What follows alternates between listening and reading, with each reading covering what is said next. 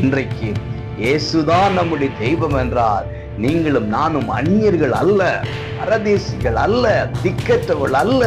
நமக்கு ஒரு தெய்வம் உண்டு, ஒரு தகப்பன் உண்டு, ஒரு ஆண்டவர் உண்டு. அவர் கூட இருக்கிறார், எல்லாவற்றையும் பார்த்துக் கொள்வார்.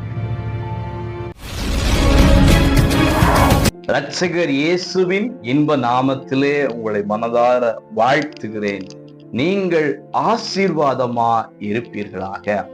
எபேசியர் 2:19 நீங்கள் இனி அந்நியரும் பரதேசிகளுமா இராமல், நாம் இனிமேல் அந்நியர்கள் அல்ல, பரதேசிகளும் அல்ல.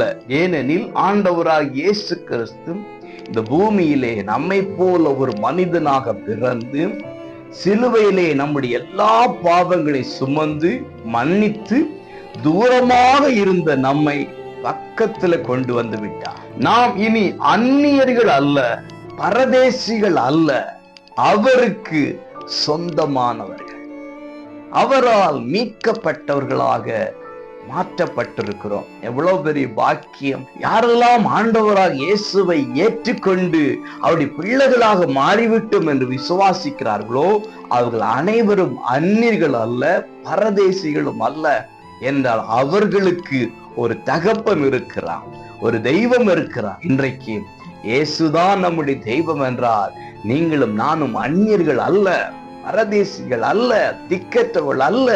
நமக்கு ஒரு தெய்வம் உண்டு, ஒரு தகப்பன் உண்டு, ஒரு ஆண்டவர் உண்டு.